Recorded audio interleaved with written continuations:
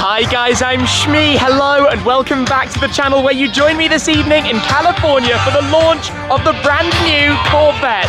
The long-awaited mid-engined C8 generation is arriving tonight inside the blimp hangar behind me. There's a fantastic lineup of previous generation Corvettes, customers here attending tonight's event, and you can tell the atmosphere is ready for this new car to finally be presented, where we're going to be able to see it introduced and take a first ever look to go through the car in detail. I can't wait. A lot of people have been looking forward to this. Tonight it arrives, the brand new Corvette being revealed right here.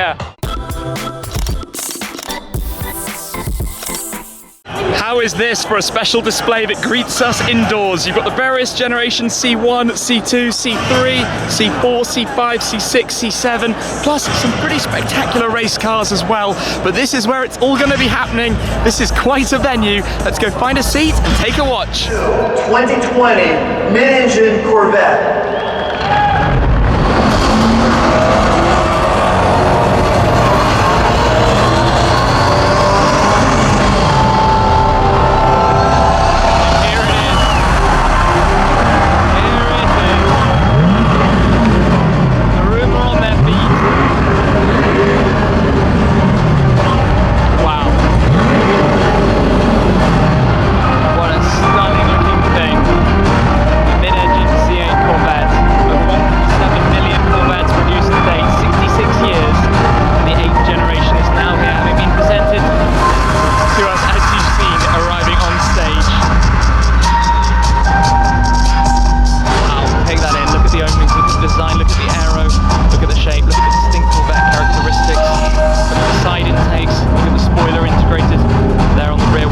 It is a designed in America, built in America, road-going private jet with first-class seating for two that will take you places you never thought you would go.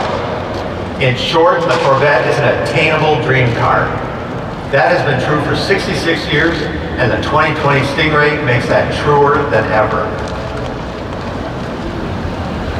We're welcoming the cars back to the stage. And share with you tonight is this. When the 2020 Corvette Stingray goes on sale in the US, it will start at less than $60,000. Wow.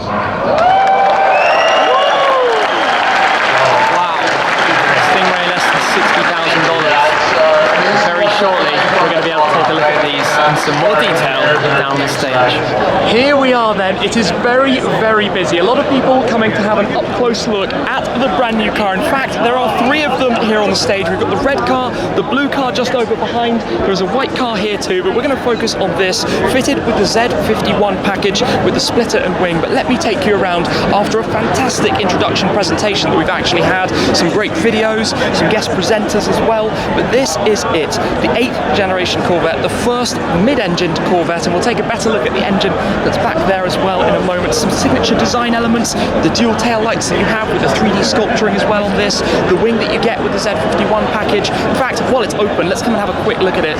This is now the only naturally aspirated V8 in the segment. 6.2 litre naturally aspirated V8, making 495 brake horsepower, that's 502 metric horsepower, and 470 pounds-foot of torque. That's about 640 newton meters of torque in total. But this car will do 0 to 60 miles an hour in under 3 seconds, matching the 2.95 that the previous generation ZR1 managed. That is really, really fast when you remember it is $60,000. It's got an 8-speed dual-clutch gearbox, a Tremec gearbox that's been made specifically for the car, 7th and 8th gear basically being for cruising, the rest being out and out for performance, lots of development work done, a Nürburgring Nordschleife. Let me just walk you around because this is actually one of the really impressive things. 2 sets of golf clubs can be stored back here in the rear boot. You've got 2 boots, one up front, one in the rear, still very practical. They want the car to be performance orientated but still usable. Usability is very important. If you come around towards the back, it's no doubt going to sound very, very incredible as well. You've got dual tailpipes on each side, staggered wheels, larger wheels at the rear to help with all of the setup. You've got airflow that comes in through those side vents out towards the rear.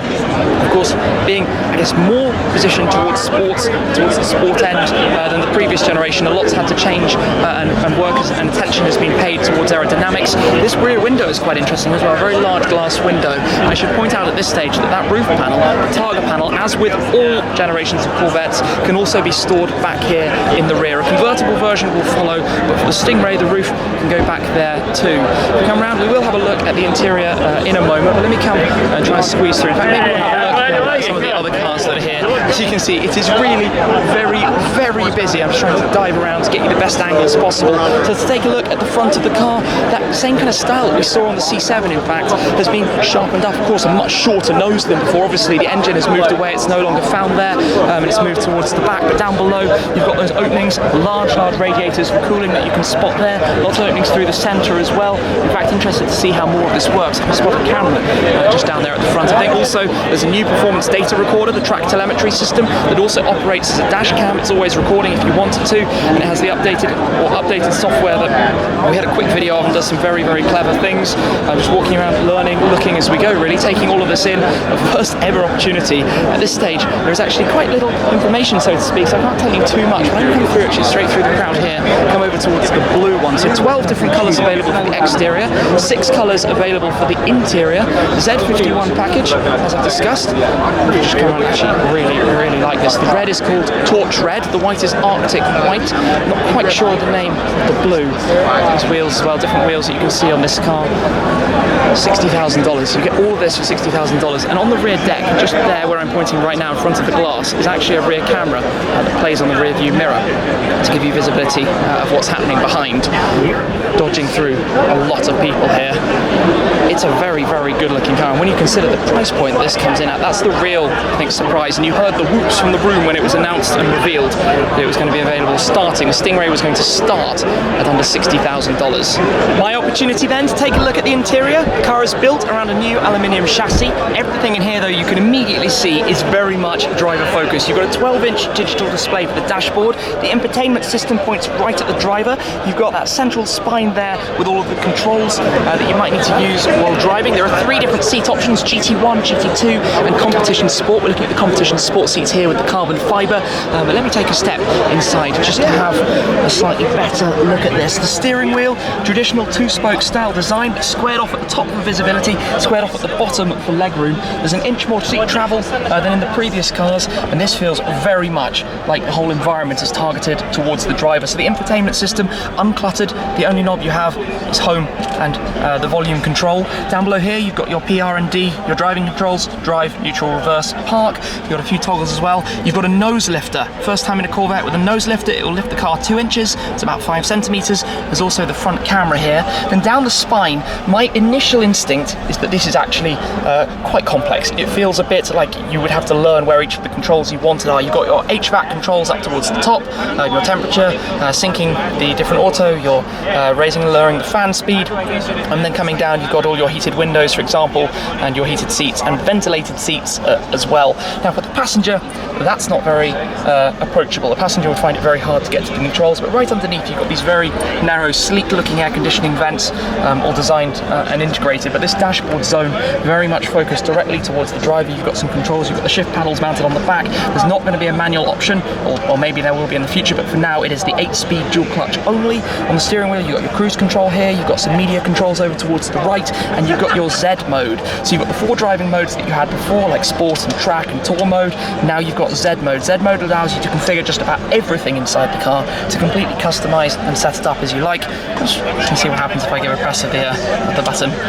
No key found. We're not able to start the car right now, unfortunately.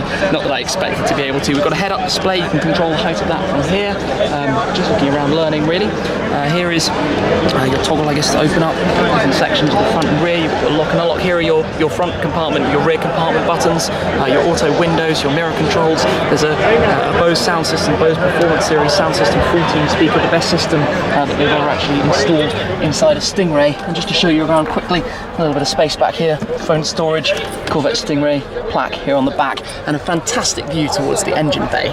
Now this is where you lift off the toggle to open up the roof panel, which has this very nice stitching as well, these stitching patterns you can see, but you unlatch that, lift up the Targa panel, and you can place it away in the back. And here you've got the rear view mirror, we've got a few other controls and things, just showing you and pressing buttons and looking around as we learn, and then the performance data recorder is all up here. So I guess it's time for me to step on out, kind of hogging the limelight, some cup holders, storage armrest, And yeah, quick look at the interior. Maybe we'll check out the interior of one of the other cars as well. Just to come around towards the back quickly and show you the view through the glass. As you can see, of course, the aero pieces, the aero flicks that you have there. That camera on the top, as I mentioned before, moved to there, so you've got a higher, better visibility backwards. You have the open elements of the rear wing, so you can see straight through it. You can see how the aero work can go straight through that, helping with downforce, helping with grip. And down at the back, you've got a wide, low, horizontally lined rear, and those horizontal lines, I think, just emphasise the width and drama of it. It's very, very low actually down at the back. I'm not quite sure if you can see this, where the diffuser is really, really low down to the ground, the way it's sat right there, with some dummy plates in the paint colour to match at the moment. These side vents, let's just have a look at how these are shaped, obviously sculpted into the door. You can see the radiators for cooling in there, quite large openings, all to do with the airflow that comes down these lines around the side of the car, sculpted in at the lower sections, of course, to help it stick like glue down to the ground as well. But it's this different proportion, this unfamiliar proportion for a Corvette, this totally new shape. If you think about it, what this offers in terms of power and performance at that price point, honestly, just kind of mind-blowing to take it all in. But this is, well, really our first opportunity to go for a walk around and take it all in. So let's just head over to see some of the other specs. As I was saying, we've got the 3 different seat options, the 6 different interior options. We'll squeeze past around here. Stingray one there at the back. I'm just going to quickly show you the inside of here, where you've got the red and black contrast with some more red stitching. You can see how the dual zone areas line up around that as well. Yeah, this is it then. This is the first look at the brand new Corvette Stingray. It's just been unveiled. Literally the first ever time we could see this in person, in the metal and the aluminum, I should say, out here in America. Aluminium, the chassis and other components as well. Given they're going for practicality, let's lift this up. No double catch, you just press the button on the inside. You can see there's a decent amount there. You could fit, say, a trolley bag that you take on the airplane, that kind of thing. And I guess this just latches back down. Give it a press, it clicks into place like so. All nice and easy. I actually really like that colour. Under the lighting here, it looks fantastic. Metallic blue. Really nice. You combine that front space with the storage space that's available at the rear, which actually goes quite deep down into the trunk at the back there. I should call that a front, really, a front trunk, as they would say out here. Now, the door handles, I believe, are hidden under here. So the door handle for the car is literally just there, which is quite interesting as well. All that interior is very nice. This is really, really quite smart, actually. The kick plates matching quite well with it. Look at the trim, look at the style of this as well. Look at the perforation, the Stingray emblem there, embossed on the headrest. These carbon seats. This is really, really nice. That's the catch for the seatbelt that you would put in. Yeah, very cool. The controls here, your electronic seat controls. It's going to take a step inside. Just quickly to see this from the passenger side of the car. Pull the door to. You definitely feel cocooned on the passenger side. There's up the sun visor with this piece that comes basically over the top, and as I expected, to control the infotainment from the passenger side would be a little bit of a struggle, really. What else do we have? Just looking around, taking it all in. Glove box. There's the button here to open it. Actually, that's a huge amount of space, storage space available there inside the glove box. It's very, very decent. This interior, the contrast stitch on the steering wheel, this is really, really nice. Actually, this spec, big fan. This is nice too. And the roof panel works very, very well. And then you've got an electronic door release button just there to pop it open. Ah, yes, so that must be the emergency door release down there. Very small door pockets. Your memory seat controls, but they said they wanted to focus on keeping it usable, practical, comfortable, daily drivable. I guess you get a little bit of that feel from the car, just having a look around it, although I do think passenger, that would be a little bit impeding. Now, one thing that's interesting, especially for those of us in UK markets, they're going to make the car right-hand drive. They announced in the presentation that it won't be left-hand drive only, they will make them right-hand drive, so that is very exciting as well. I'm looking forward to seeing what that means in terms of the car reaching the UK market, and I guess in terms of pricing, when they do reach the UK market, it won't be a straight swap for swap $60,000. It'll definitely be an added premium to do all the conversions that are required and get the car fully set up for our markets and ensure that that's possible. But yeah, here we have it then. Here we have the launch of the new C8 Stingray, the Corvette Stingray. The red, fantastic, just fantastic. Now this is something I always enjoy, being able to see the different options that you can have for the cars. So we've got the wheels, the paint colours, the 12 paint colours, the cars we were looking at in Arctic White, Torch Red and Elkhart Lake Blue. You've got 4 different colours of the brake calipers as well. You've got a few different wheel options that you can see here, gloss black finish, slightly bronzed finish as well, silver, diamond cut dual tone. You can also see here the different steering wheels, the suede microfiber wrapped steering wheel, also the leather wrap wheel, a few different options for the fobs as well. You can have different seat belts. That's something that's been new on this car. You can have different seat belt colour options. You can see the different options for the central toggle and controllers as well in the different colours. If you come this way, you can see the different seats that I was mentioning, the GT1 seat, GT2 and competition sport. So you can see the difference in sportiness of those various seats. Here, for example, the tall headrest. Here you have the opening section with the carbon fibre with the perforation. I think that's the seat we saw in the blue car. Then this one, the competition sport as well. The most hardcore of the different seat options, but still with memory control, but without the lumbar option that you can see on the GT2. I think probably, yeah, some carbon finishing pieces as well, just looking extra nice, not fully carbon backed, but the sportier of the different seat options.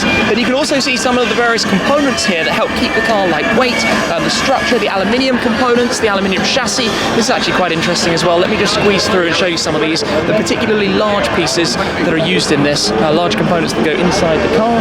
And then you have this, the complete cutaway of the chassis, the frame for the car, where you can see some of the structure. They're also talking about this, the curved carbon rear structure as well. But it's just always cool to see that and how it looks so exposed, the inside of the car. Come back round though, this display inside this room is really, truly incredible. All of the different generations, you've got the C1, C2, C3, C4, C5, C6, C7, you've got the Surf 1 and Surf 2. The race cars, you've also got Surf 3, which looks awesome to see that as well. There's a car over here that I'm actually beelining to show you something about it specifically as we come between the C6 and the C5. But you can see obviously how the shape has dramatically changed. But you can see also how the front still has some of those styling cues from the earlier cars.